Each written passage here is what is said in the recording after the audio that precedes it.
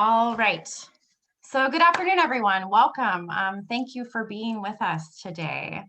Thank you for being here. As you come into the Zoom room and get situated, please feel free to say hello in the chat. We would love to be able to welcome you. Let us know where you're calling in from, what organization or faith community you represent. We are grateful.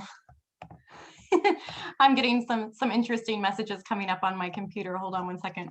We're grateful to have you with us and grateful that you're here for this vital conversation. It's also wonderful to have a chance to connect with you more fully. If you've been to many meetings with us, thank you for coming back again to joining this conversation. And if this is your first conversation with us, thank you for joining in and welcome. We're grateful to have you. For those of you who don't know me, my name is Sarah Ogletree. I am the program coordinator of North Carolina Interfaith Power Light and the Eco-Justice Connection program of the North Carolina Council of Churches. We focus on educating, inspiring, and mobilizing people of faith and conscience in our state to do the work of climate justice as a moral imperative. And I am so pleased to welcome you to today's discussion, Eco-Justice is Anti-Colonial. This conversation is the culmination of our Guilford College Intern for Climate and Environmental Justice, Noely Bernier's internship project. Noely is a sophomore majoring in political science, and it has been an immense gift to be able to work alongside her and learn from and with her over the past few months. Thank you for all your work, for all you've offered our organization, and for all you offer this movement, Noely. I also want to thank New Garden Friends Meeting in Greensboro, Guilford College, the staff and faculty at Guilford College, and Quaker Earth Care Witness for their support of Noely and this internship. Thank you for your generosity, imagination, and your commitment to justice. All that said, today we will be discussing colonialism and what it means to decolonize. We will think particularly about the relationships between colonialism and white dominant culture and white supremacy. We will also consider the ways that the environmental movement has been colonized, in addition to efforts past and present to address the whiteness of the environmental movement and environmental organizations. And we will think about the context of faith-based activism, considering that that is who we are as the Council of Churches. We'll think about that context and what it means to decolonize our faith as we strive to do intersectional and compassionate justice work. We recognize that this conversation is large and multifaceted. Noely and I have talked about that many times. This is a big conversation. We're holding many threads. And so it is also our hope that today can be the beginning of continued discussions, events, and actions in our network focused on decolonization and the work of anti-racism. Lastly, this event will be recorded. It is being recorded, so you will have the ability to rewatch this event or share it with your network. We will also send a document of resources out to you after the call, resources that we name during this event, and also some resources that we've compiled that we didn't feel like we had time to name that can help you further this work in your own contexts. And we will also have a time for questions at the end of our presentation. So as questions come up for you, please write them in the chat. They will be compiled by one of our staff members, and then we will have that time for questions and get to dig a little bit deeper with all of you. So again, thank you for being with us. Thank you for being invested in this conversation, and we will go ahead and open our time together. So as we begin, we want to open our time with an acknowledgement that the land we live within and depend upon is the stolen land of Indigenous people taken through violence and through colonialism. In North Carolina, we have the highest percentage of Indigenous peoples east of Oklahoma, and we want to honor those communities and also name this legacy and history of violence. Where I live in Western North Carolina, I live in the far western part of our state. I am on the occupied land of the Cherokee. And at this time, I want to invite each of you on this call to place in the chat the name or names of the Indigenous communities whose land you rely upon. If you do not know these names, that is also an invitation to learn. This work requires continued humility, continuous learning, and it is work that we can support each other in and do together.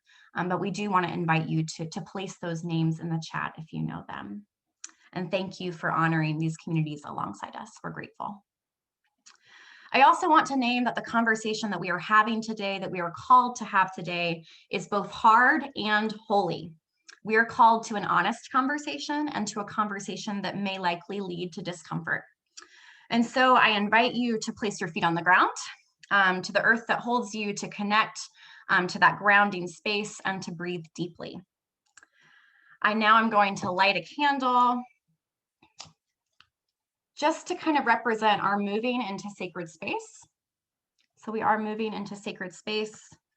And I do believe that the divine smiles at us. The divine smiles at us when we gather to have hard conversations for the purpose of loving each other more deeply and standing in solidarity with one another. So I want to thank you for entering into sacred space with me and with each other, for being here to have this important conversation. And I now am going to pass the call to Noely. Thank you so much, Sarah, and thank you everyone for joining us today. My name is Noely Bernier, and I'm extremely excited for a discussion today. So I want to start a presentation by talking about what colonialism is and what anti-colonialism and decolonialism mean. So colonialism is when one nation dominates another nation, often forcing their culture and language upon the local population. It's about expanding the host country's influence and setting up colonies. The motivation for colonialism can be broken down to God, gold, and glory.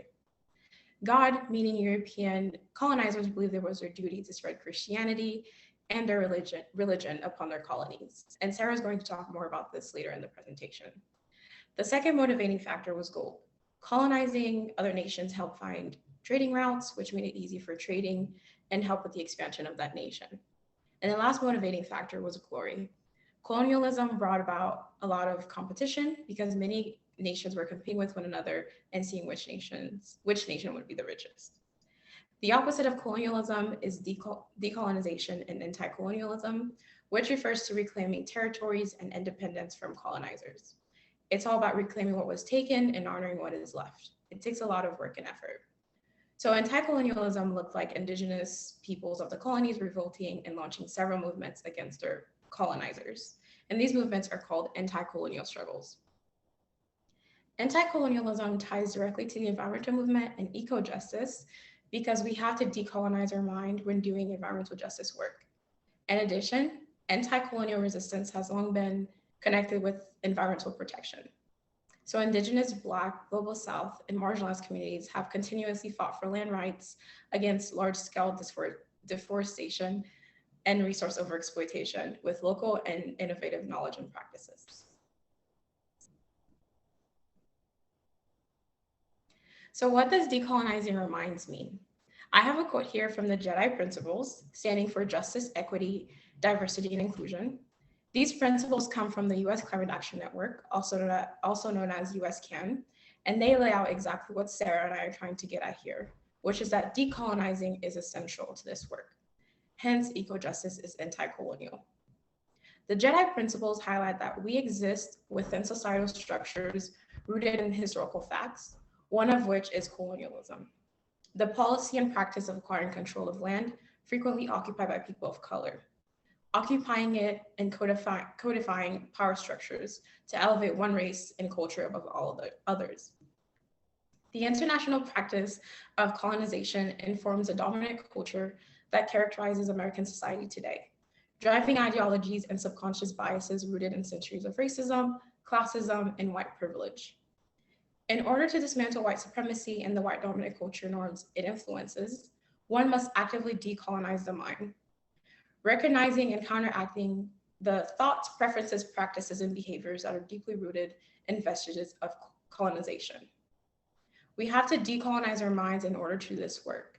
We cannot carry our subconscious colonial mindsets into the environmental movement because it's not working.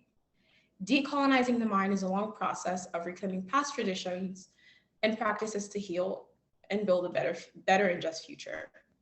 The way we have to decolonize is going to look different for all of us, and white dominant culture affects all of us, from white supremacy to colorism, which is discrimination or prejudice within a racial group favoring people with lighter complexion over those with darker skin tones, and to texturism, which fosters the idea that certain hair types are more desirable and beautiful than others. These are just a few examples, And we're going to circle back to what it means to decolonize the mind later in the presentation, when we specifically consider decolonization as it relates to the environmental movement, activism, and faith. So now I'm going to transition into a brief history of colonialism. So colonialism is not a new phenomenon at all. In 1500 BC, it was practiced by ancient Romans, ancient Greeks, and Egyptians. These empires extended their borders into surrounding nations and nations abroad to establish colonies that drew on the physical and population resources of the people they conquered in order to increase their own power. Modern colonialism began during what's also known as the Age of Discovery, beginning in the 15th century with Portugal claiming territories in Africa. Many European countries, such as Great Britain, Spain, and France, also took part in exploring nations as well. Next slide, please. So how does colonialism impact our world today? While colonialism did have some positive impacts, such as bringing about governmental institutions and democratic practices, along these positive impacts also came negative ones, which were environmental degradation, economic instability, ethnic rivalries, and racism. The way colonial mindsets and systems still exist today can be seen through imperialism, white dominant culture and domination as a mentality, white supremacy culture, and white saviorism, which is the idea of wanting to save people. And it frames the white outsider as a savior and hero, and the people of color as too oppressed or too powerless to help themselves. So essentially, it maintains and embodies white supremacy that is socially acceptable. The mindset of colonialism is ingrained in the American and Western mind today. And some examples include competition, taking control, conquering, saving, and dominating. Next slide, please. One example of how the colonial mindset perpetrates is through anti-Blackness, which is a form of racism that is specifically damaging for Black people. Redlining is an example of this. So here's a map of redlining in Durham. Neighborhoods were rated from A to D. Those made up of largely low-income immigrant and African-American residents were outlined in red and deemed hazardous, or colored yellow and labeled definitely declining, while whiter and wealthier communities were considered best or still desirable, and colored green and blue. So I've done a bit of talking about how eco-justice is anti-colonial, and you're probably wondering why this is important to me and why I care about this so much. So I'm originally from Port-au-Prince, Haiti, a small island in the Caribbean that shares its territory with the Dominican Republic. I have two images of Haiti on the right, and the first image on the upper right is La Citadelle, which is a mountaintop fortress located on the northern coast of Haiti. This amazing structure has become the symbol of independence. It was built at the beginning of the 19th century by ex-enslaved people of Haiti's slave revolution. And my family and I used to go there quite often, and sometimes with missionaries as well. And the second image on the bottom right is Île à Vache, which literally translates to Cow Island. Haiti has extremely beautiful and clear beaches, and Île à Vache is one of Haiti's most popular destinations. Next slide, please. Thank you. When I lived in Port-au-Prince, Haiti in my early teenage years, I witnessed the direct effects of climate change, despite Haiti not being responsible for the current climate crisis. The image on the upper right, shows exactly that. My personal experiences with the negative impacts of climate change led me to learning more about environmental justice, and it quickly became clear that the systems of oppression that are in place today, even if that is in Haiti or the US, poor people and Bipox, which stand for Black, Indigenous, and people of color, are mostly affected by environmental injustice. White dominant culture, white supremacy, white saviorism perpetrates colonialism, and climate and environmental injustice the most in my home country. I have the image of missionaries here on the bottom right. And although missionaries are often good people and well-intentioned in their work, there's typically a lack of authentic relationship and relationship building that leads to a great deal of harm. So going forward, what does decolonizing the work and moving toward climate and environmental justice look like now? So I have a quote here by Leah Thomas, who is an intersectional environmentalist, and she states that the environmentalism that we have now that has been thought of as being progressive has only been progressive for one group of people. The traditional and popularized environmental movement has a diversity problem because they have been mostly white. For the movement as a whole to be successful, that needs to change. Because of the lack of representation, Black, Indigenous, and people of color are being left out of the conversation. So if we're trying to move towards climate and environmental justice, then the movement needs to bring in the people most affected by climate change at the forefront. And our focus should not just be on wildlife being affected or polar bears, when there are also people being severely impacted. It should include all of us.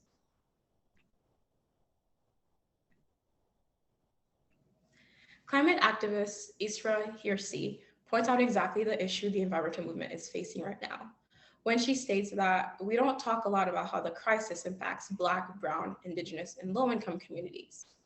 When we talk about the climate crisis and we don't talk about these communities that are being affected, we create this circle of it becoming a white issue or an issue that doesn't care about Black and brown bodies. And that allows for solutions that don't care about Black and brown bodies. Next slide. So now I'm going to transition to talk about and touch on the efforts to address the issue in the environmental movement. One of the first efforts to address this is the Hermes Principles for Democratic Organizing. The Hermes Principles came into being in 1996 when 40 environmental leaders gathered, hosted by the Southwest Network for Environmental and Economic Justice, in order to address the need for diversity and equity in the environmental movement. This is an amazing document that goes into detail regarding ways we can tackle this issue. It will be shared with you all in a follow-up email. So that said, here's a brief overview of the suggestions that came out of this gathering in 1996 to overcome the issues of whiteness and white dominant culture in the environmental movement. It includes that we should aim to be inclusive. There should be an emphasis on bottom-up organizing. We should let people speak for themselves. We should aim to work together in solidarity and mutuality. We should aim to build just relationships amongst ourselves and each other, and to also commit to self-transformation. Next slide, please. Another effort to address these issues is the North Carolina Council of Churches Justice, Equity, Diversity, and Inclusion, Jedi statement, as a way to fight climate change in a just and equitable way. It states that relationship must be centered in justice and equity within the human family, as well as with all of the natural world. We should aim to actively work against systemic racism and anti-Blackness, ending both the historic disfranchisement of Black, Indigenous, and people of color, and racially rooted economic and health disparities, as well as dismantling structures of racial and economic marginalization and colonialism. We should aim to uphold tribal sovereignty and counteract dynamics of erasure of tribal nations in our government decision-making processes. We should also aim to strive to reverse paradigms of oppression of humans and the natural world as we build a thriving, inclusive, and equitable future on behalf of all who inhabit this earth.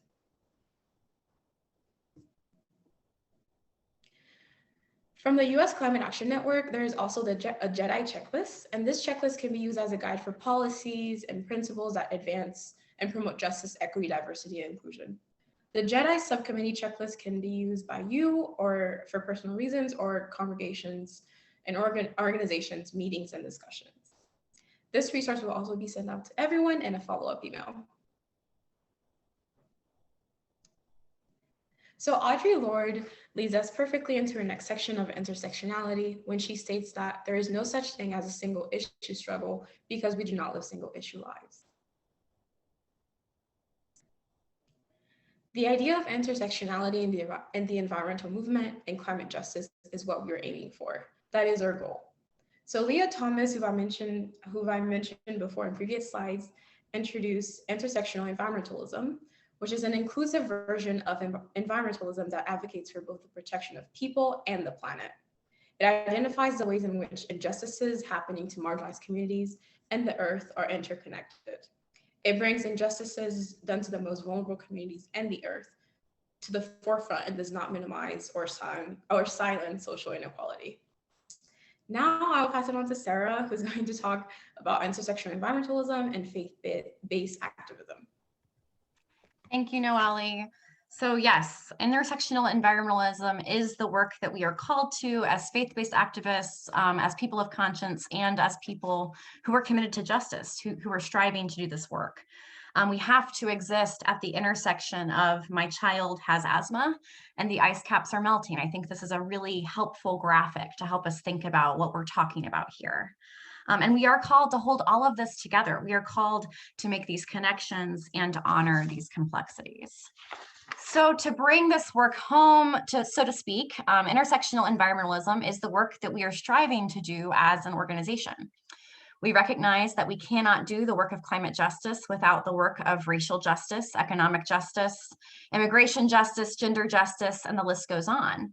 And this is why we have developed and are developing the Eco-Justice Connection of the North Carolina Council of Churches as an umbrella program of the council poised to hold and build upon the many facets of the climate and environmental movement, including our energy justice and policy work led by our NCIPL campaign. This said, the creation of this program as a space to invest in intersectional work is just one small step. This is just one small step in the lifelong work that true intersectional and decolonized justice demands. In order to do this work, we must address colonization, white supremacy, and white dominant culture in every aspect of our lives, as individuals, as families, as congregations, and as organizations. And we have a great deal of work to do. Central to this work is truth-telling. We are called to difficult and radical honesty with ourselves and with others. We are called to tell hard truths, to be bold, to unlearn narratives of colonization, decolonize, and address systems of white supremacy and oppression wherever they may be. Those of us who are Christians, and particularly those of us who are white Christians like myself, have additional work to do as we grapple with the many deadly ways in which Christianity has been co-opted by colonialism historically, with impacts into the present day. And so in this last portion of our presentation, we want to focus and highlight on some additional resources that can help us do this work. We don't just want to talk about this work. We want to make sure that we are striving to do this work. So we're going to highlight some resources. And I also want to note the wisdom of this room. I know that we have many people here who are committed to this work. And so please, as we're going about this next section of the presentation, if we don't name a resource that has been very helpful to you, please name it in the chat. We would love to be able to gather the resources together, to co-create this moment together, to build on each other's learnings and wisdom. And we're grateful for your offerings. We're honored by those. So first, I want to uplift a few resources for addressing white dominant culture and white supremacy. And I will name that I am speaking specifically to white folks and predominantly white congregations and organizations at this moment. So the first resource that I want to offer is a PDF document adapted specifically for predominantly white environmental organizations that outlines white dominant culture and ways to pivot. This document, though it was created specifically for environmental organizations, it really is helpful to any group striving to address white dominant culture and think about how to decolonize and move away from that kind of norm. And so this is helpful to those of you doing environmental work and to those of you doing faith-based work and work in other areas. So I want to briefly just open up this document and kind of give you a sense for what this resource looks like and how it might be used. Let me move through here quickly. So as you can see on the left, you're offered the norm of white dominant culture. And on the right, you're offered something different. What I love about this is that it doesn't just point out the problem, it also offers you a way to think about how to change, how to pivot, how to shift. And so I'll just go through a couple of these. A norm of white dominant culture is either or thinking, believing people are racist or not racist, good or bad, seeing incidents of inequity as isolated events.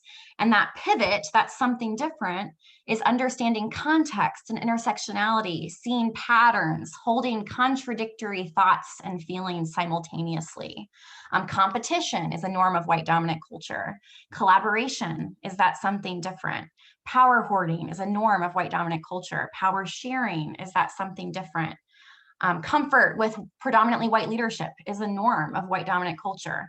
And leadership that is representative of the communities most affected by inequity, like Noely was naming, is that pivot, is something different. Additional pieces of this: individualism and separatism versus community and collectivism, fear of open conflict versus direct and constructive feedback, growth and learning, I mean, I want to read this whole list because I think it's so valuable and helpful. But please do, we will send this resource to you. Please do make use of it. One way that this has been very useful to me in my own work, I struggle pretty deeply with perfectionism. Perfectionism is on this list. Perfectionism is a norm of white dominant culture. And so having this resource as a touchstone to help me call myself into more justice work and to help my colleagues call me in to justice work. Susanna Tuttle, our director of NCIPL, we've utilized this document together to call each other in and to hold each other accountable. And it's been incredibly useful. So please do make use of this document, and it will be sent to you in that follow-up email. Excuse me. Oh no, I'm trying. I'm trying to get, hold on a second. I'm trying to get back to the presentation, and I will in a moment. All right, there we are. See, so perfectionism is a norm of white dominant culture, and this isn't a perfect presentation. So there we go. All right, a couple of other additional resources for addressing white dominant culture and white supremacy include the Jedi principles that Noely uplifted and the Jimenez principles for democratic organizing. Again, those are great resources for you to be utilizing.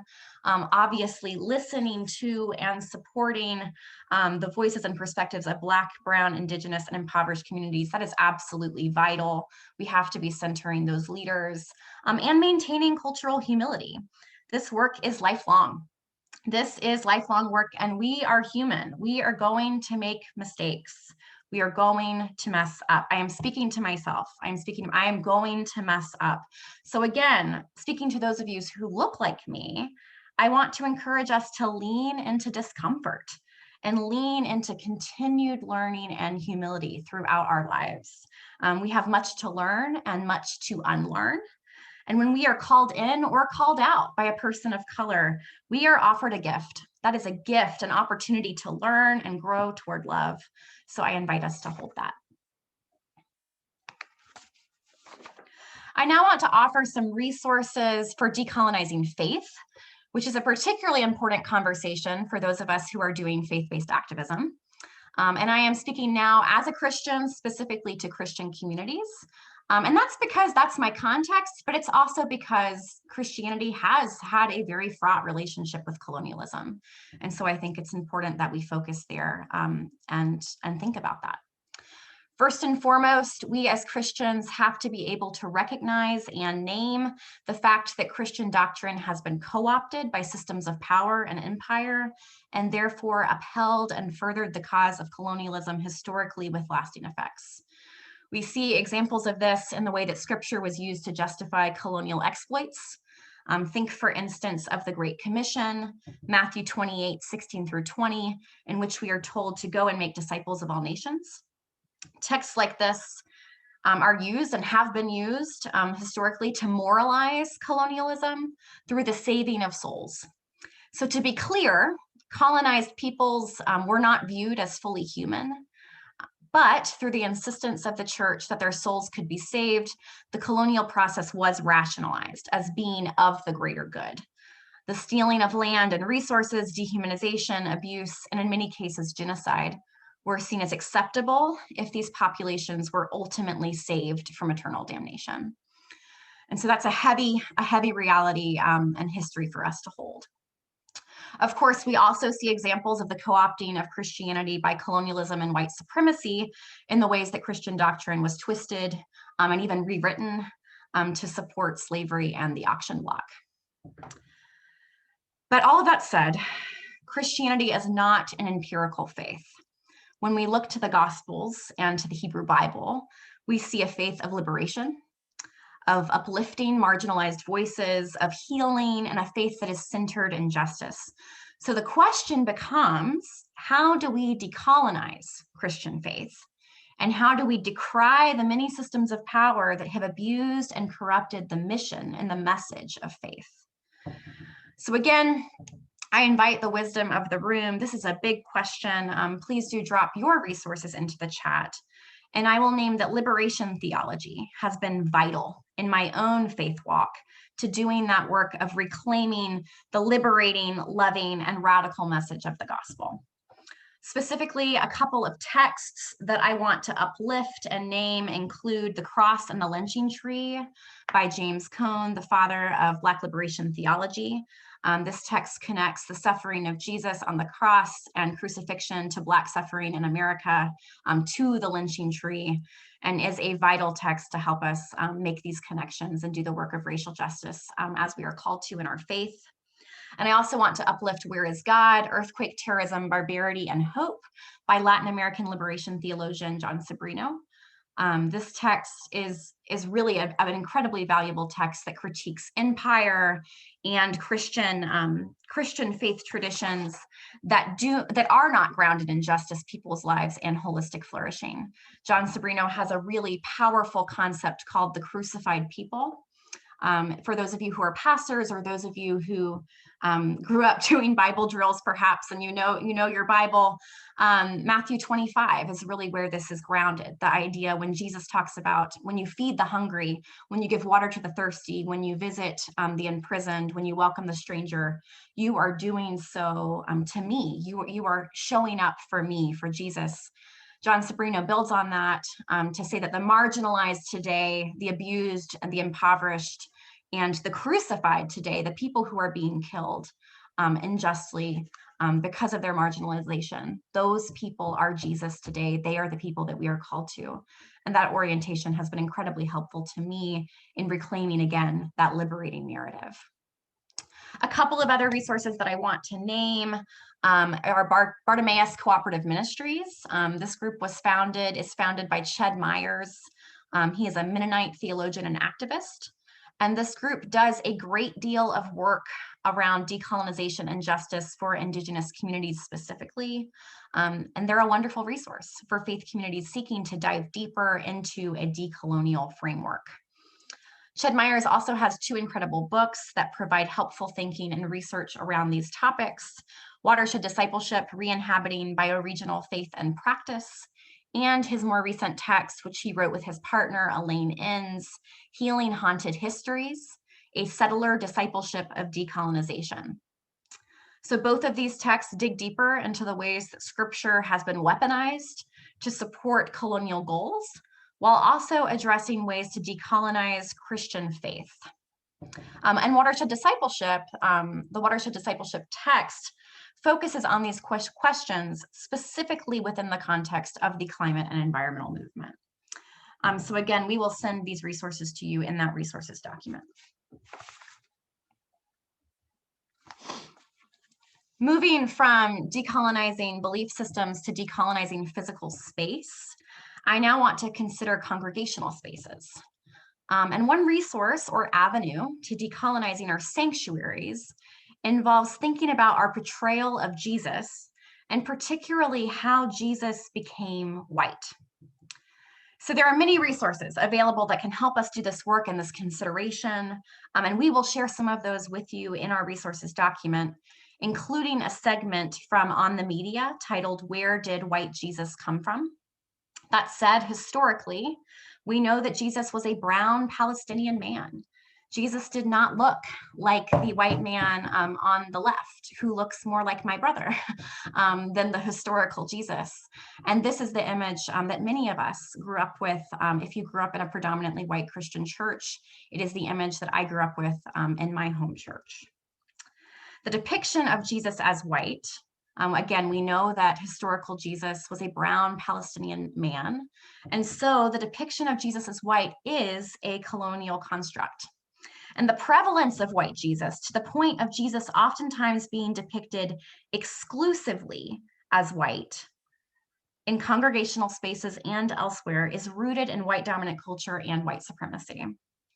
This said, white Jesus has significant ramifications for how we view each other and how we live our faith. Considering that within Christian tradition, Jesus is the human embodiment of God, depicting Jesus as overwhelmingly and sometimes exclusively white plants seeds of white supremacy. It communicates that God is white, or at the very least, that whiteness is equivalent with divinity. that whiteness is holy, while darkness and dark skin is subconsciously vilified. The Christian tradition proclaims that we are all made in the image of God. Depicting Jesus as exclusively white does not communicate that message, and its impact can and has led to actions like microaggressions in addition to deadly racist violence. So the question becomes, at least the question for me becomes, how might our depiction of God, of Jesus, help us do the work of justice that we are called to in our faith, become anti-racist, decolonize, and see the divine in each other? I'm sure that there are many answers to this question. This is a big question. I would love to hear additional thoughts. And one response that has been life-giving to me is to bring multiple images of Jesus into my home and my spaces of worship. So seeing images of Jesus as Indigenous, Black, Latinx, etc., with regularity, this has expanded my theological imagination and has reiterated the identity of Jesus as a liberator, justice seeker, and a figure on the margins. So I want to offer a few additional depictions of Jesus as a way of thinking about how decolonization shows up on our walls and in our sanctuaries. And I also want to emphasize again the importance of this depiction as it relates to how we come to see each other fully as images of God and the divine. So this image, again, on the left, you have the head of Christ, which is one of the most popularized and famous images of Jesus, a very, very famous image of a white Jesus. On the right, you have Jesus of the People from Janet McKenzie. I think this is an incredibly powerful image of Jesus as a Black man. A couple of other images that I wanted to share with you include this Indigenous Jesus on the far left, again, in kind of a traditional posture of offering blessing that we see in many older paintings of Jesus from the Renaissance. I think this is a very powerful depiction, again, thinking back to John Sobrino's idea of the crucified people and the crucifixion of these individuals, making those connections, these marginalized individuals, the ways in which empire and systems of oppression continue to kill these folks. It helps me to see these depictions of Jesus, again, to connect those struggles with the struggles that we are called to and the ways that we are called to serve Jesus in our world today.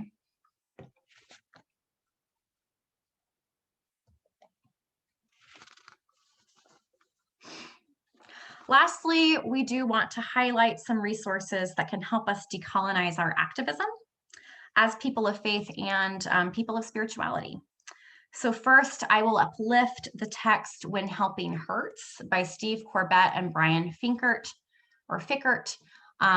These authors, their text speaks specifically about that kind of missionary complex and relationship or lack of relationship that Noely named, the way that helping can actually hurt, even when the intentions are to help. And it points us to ways to build more authentic relationship and do this work in a more just way. I also want to name the NAP Ministry, founded in 2016 by Tricia Hersey. This is a really wonderful resource. If you don't know about the NAP Ministry, I really encourage you to go and be blessed by their work. But the NAP Ministry is a resource that helps us move away from a model of activism that centers on constant grind culture, constant productivity, to the point of burnout. The NAP Ministry regards rest as resistance to systems of oppression like late-stage capitalism and white supremacy. And it is a helpful resource to grounding us in our work and, again, to sustaining us in our work, because this work is difficult and we have to keep showing up. The All We Can Save project from Dr. Ayanna Elizabeth Johnson and Dr. Catherine K. Wilkinson is another resource specifically focusing on decolonization and climate activism through centering the voices of marginalized women in the movement and centering intersectionality in climate conversations. So they have a new book out called All We Can Save, a really wonderful text with a reading guide, a wonderful congregational reading text if you're looking for a book to read with your faith community. And they also have really, really wonderful social media pages. Something that I forgot to mention previously a moment ago when talking about liberation theology is that NCIPL has a social media page that has been cultivated, has an Instagram page that has been cultivated by our interns, Noely and also Danny Bahina Bustos this year. And it highlights some of these liberation theology resources as well. So again, looking to social media for some of that education is another resource, and the All We Can Save Project, they have just immense resources to offer, a really wonderful resource. So another resource to thinking about decolonization includes land acknowledgments, like the one we offered at the beginning of this call. This is a way of marking and acknowledging hard truths again. It is another way to decolonize activism. And another piece of this is doing activism in a way that is place-based, specific, and that acknowledges the differences of various ecosystems and human communities. So white dominant culture often assumes universalism, that one solution can be applied in many different circumstances and different spaces. And moving away from that, or pivoting, is moving into specificity. Another resource, again, for decolonizing our activism is embracing art and other ways of knowing. White dominant culture values the written word over other forms of expression. When we go back to that document that I shared with white dominant culture norms, the written word is one of those norms.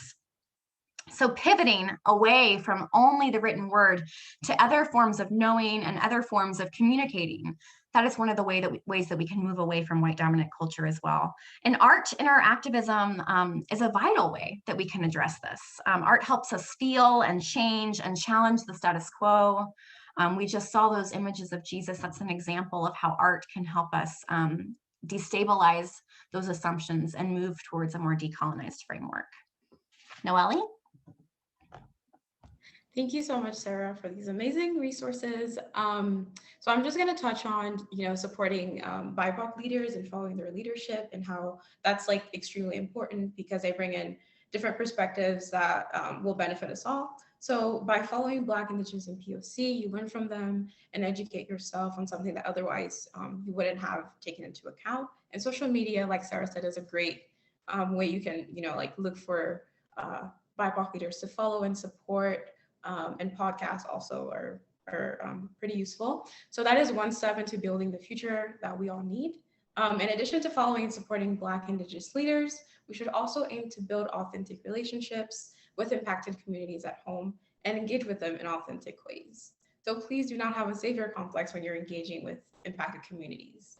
Just try your best to empower them and make sure we're working together in mutuality and build just relationships among ourselves and each other. Next slide, please. So to wrap things up, intersectionality and decolonization are crucial to equity and justice. And this work is central to who we are as activists, environmentalists, and people of faith. And if we feel like this conversation isn't relevant to us because we talk more about the people than the planet, then we obviously have some work to do. And this includes all of us. And like Sarah said, this work is a lifelong commitment. So we will mess up and we'll learn together and develop those anti-colonial lenses in order to continue this crucial work. And by doing this, we're essentially rewriting the narrative. And now I'll hand it over to Sarah for a closing and prayer. Thank you, Noely. So I want to invite all of us into a posture of prayer, whatever that may look like in your own tradition. And I will close us with a blessing before we move on to our questions. Will you pray with me? Loving God, may we ritualize questions, building them into the fabric of our lives, weaving them into our community's existence and the conversations at our kitchen tables.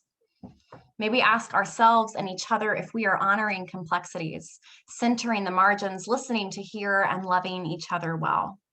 May we come back to these questions again and again. Are we learning? And are we willing to learn?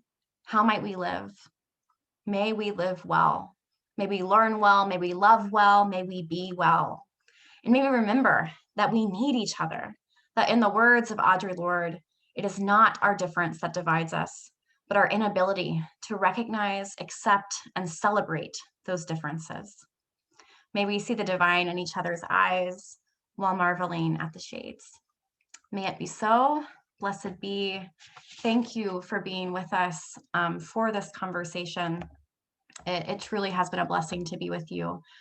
I'm now going to stop sharing and we will move into our time of questions. Before we begin questions, I also just want to write in the chat here. I'll drop my email. My email is programs@ncipl.org.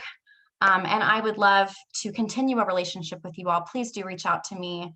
And I would love to continue to do this work together. We are stronger together and we need each other. So I'm going to open up our document here with questions. Bear with me as I get into that document. And we'll see what we have here. Yes, so Peter says, these resources look great in terms of becoming aware of and addressing our cultural biases and ignorance. On a practical note, do you have resources that identify and allow people to search and find BIPOC-owned businesses? I am aware of some I learned about on RDU BOB Facebook page, but it looks like there may be an opportunity for the community work and service finding apps and services like Yelp, Angie's List, etc. Noely, do you want to, I can answer that as well, but do you have any pieces you want to add to that question? No, you can go ahead and answer. Okay, well, so I can't off the top of my list, off the top of my head, offer a list, but I do know that there are lists that have been compiled. And so it sounds like RDU, like you're in the Raleigh-Durham area. That can be one of the things that we try to compile in our resources document that we send out, can be a list of BIPOC businesses that we can come up with. And yes, you're absolutely right. In addition to confronting our biases, to confronting, doing that decolonizing of our mind, right? This has to play into our actions. This has to lead us to how we live in our communities, to how we support each other, to how we function in the world. So thank you for that practical example and that practical connection to really guiding us and moving us into the work. I'm grateful for that. Harriet Platt asked, what environmental programs are led by BIPOCs in North Carolina? So I can offer a couple of those, a couple of groups. Soul Nation in Charlotte, North Carolina is led by Nikisha Glover. She's an incredible colleague of ours. She is an incredible Black woman. That is one resource. A couple, I'm going to keep thinking also. We have many people in our network. I don't know if the group is necessarily led by BIPOC communities. Oh, thank you, Peter. Peter just dropped in the chat. Thank you, Sarah. Here's the directory of Black-owned businesses. Wonderful. Thank you very much. So we have that now in the chat. That's great. A couple of other people that I'm thinking of that I want to uplift who aren't necessarily in North Carolina. We work very closely with Michael Malcolm of the People's Justice Council.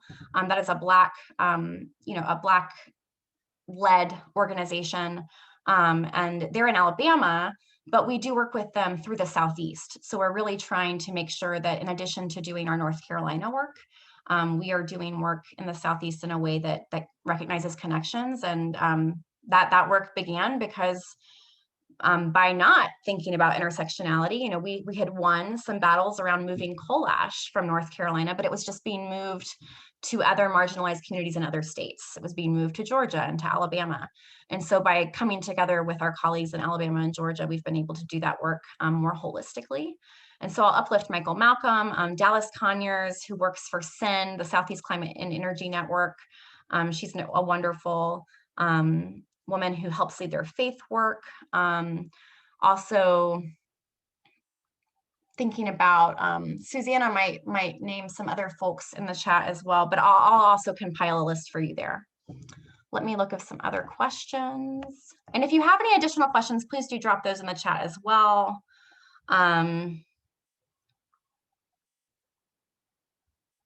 Yes, Catherine Johnson, I'm not an empirical faith. Did you mean to say imperial faith? Yes, that would have been more appropriate. So thank you. Thank you for that. That's helpful.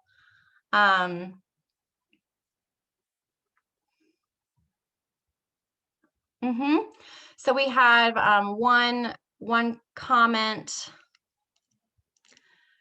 is this true? Yeah, so that the Christian tradition, this information about colonial portrayals of Jesus and God as white is old. Can we please recognize that those who have already been presenting more diverse portrayals of divine images, for example, St. Ambrose Episcopal Church in Raleigh? Thank you for that, Catherine. I think it is new for some folks and it is old for others, and it is a blessing that it is not new for everyone. So yes, I do want to absolutely celebrate those of us who have been offering diverse depictions of Jesus and recognizing this colonial connection and the hatred and the weaponizing of that image. So thank you for that. That's very helpful. Marcella, can you talk about how you have seen congregations engage in reparations? Yeah, so one way that we've seen, obviously, I would love to have a conversation about this. Again, thinking about the wisdom in the room, I would love to know how you all have seen congregations engage in reparations. But one current project that's happening that's really exciting is led by Rafi. Yeah, it is a really good question. It's led by Rafi, the Rural Advancement Foundation International. They have a program called Farm to Church that is connecting Black and BIPOC farmers with congregations. This is a pilot project happening in Raleigh. I think many of the folks in our network are participating. And so by connecting those congregations, they are supporting Black farmers in a way that is incredibly substantial and allowing them to do their work. Knowing the history of land loss in the South and in the United States, particularly around Black farmers and BIPOC communities, that is absolutely one of the ways that these predominantly white churches are participating in reparations.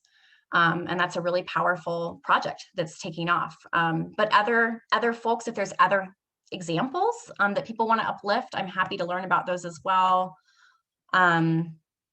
Yes, so the following churches are involved in the New Wake County CSA pilot. So this is what I'm talking about here. This comes from Peter. Thank you, Peter. Community UCC, Good Shepherd UCC, West Raleigh Presbyterian, UU Fellowship of Raleigh, Church of the Nativity, Christ the King Lutheran, Pullen Memorial Baptist, oops, I lost it, and Holy Trinity Lutheran. Thank you for that. So those folks are participating in that. If you know people at those congregations, that might be a good conversation to have with them. Anthony asks, can you further explain how missionary work is harmful? We can both do it. Go ahead, Noely, and then I can add anything else. Yeah, I can take that question. Thank you so much, Anthony. That was a really good question. So I think that like mission trips seem like the answer to like solving issues, but they're typically self-serving and can be very harmful to the people in the regions they have trips to. And I think it's important to understand like the connection between like missions and colonization, because like there's like a direct like connection between those two. And another reason is like mission trip attendees will often post pictures of themselves in either like, the DR or like Haiti, surrounded by locals with a caption about like how inspired they are and how the trip changed their lives. But like, so like instead of actually going there to help the people, they just center the trip around themselves, which is not like, what they went to do. Another reason is that mission trips are self-serving because they only treat symptoms of like poverty without targeting the cause.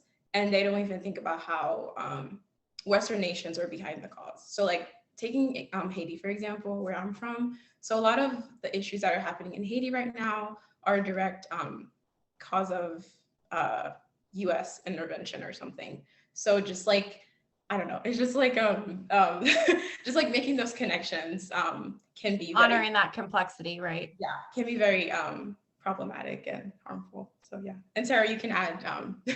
Sure. I mean, what I would add is I don't think that mission trips are always harmful. I think that they can be and often are because we don't do that relationship building work. We don't do that foundational work. So oftentimes, and I grew up going on mission trips, I understand that the excitement of going on a trip and striving to be helping, and I understand those good intentions. But we would go to a community once. We didn't go back to that community. We didn't build lasting relationships. And we also weren't experts trying to solve, the issues that we came in to help with. A middle schooler building a house may or may not be the most helpful thing to a community. And then also recognizing that oftentimes communities aren't asked what they really need. It's an outside force coming in to offer them what they need because they know best. And that's that problematic dynamic. I also think, as Noely was saying, just the history of mission trips. So again, holding complexities, acknowledging good intentions and the good possibilities, and also knowing that missional trips, as in their history, were often, colonial trips. And we think about the history of missional schools and Native American children being taken from their families. So there's a really dark history also that I think we just have to think about when we think about that mission trip example. It's a great question. It's a really wonderful question. It's important. And I want to add one more thing to what Sarah said. I also think you can make a big impact on your home community, like your local community. Like you don't have to go abroad to make like a change or feel like you've done something. And I feel like there's poverty in the US too. So like tackling those issues as well instead of like, going to a foreign nation. Thank you for that. A really great example was just offered in the chat. I'm trying to pull it back up. An example of not asking what's needed. This is from Catherine Johnson. A friend from El Salvador told me that after a major earthquake there, the Red Cross delivered sweaters. So right, this kind of, this lack of relationship and lack of really honoring people and letting them lead the conversation extends beyond faith-based work.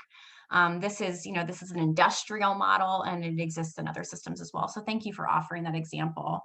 We had another piece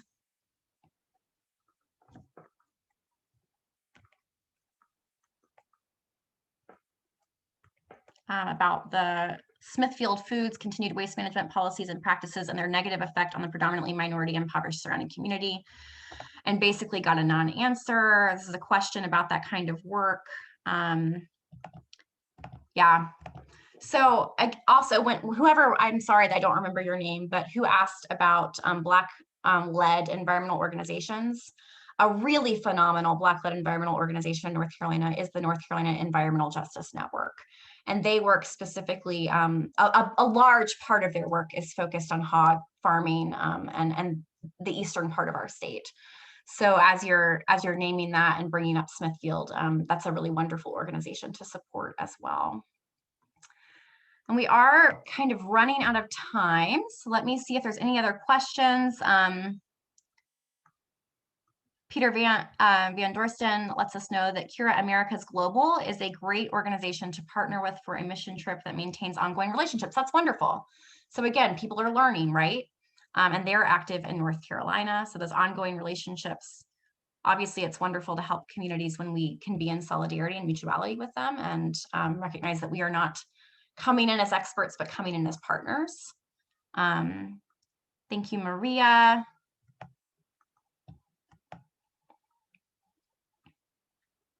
Yes. All right. I don't see any other questions. But it's really, really wonderful to be with all of you. This has been a blessing to have this conversation. Again, I'm incredibly grateful, Noely. It's been wonderful to have you on our staff these past few months as an intern. Thank you to Guilford College again, and New Garden Friends Meeting and Quaker Earth Care Witness for their support of this internship. And thank you all for these questions, for your engagement, for your willingness to listen, and to also push us, and naming that white Jesus can be an old construct. This is something we've been talking about for a while. Good, let's push each other and hold each other accountable. I'm grateful for all of you, and I hope we can continue to work together. My email again is programs@ncipl.org, and many blessings. Have a beautiful day.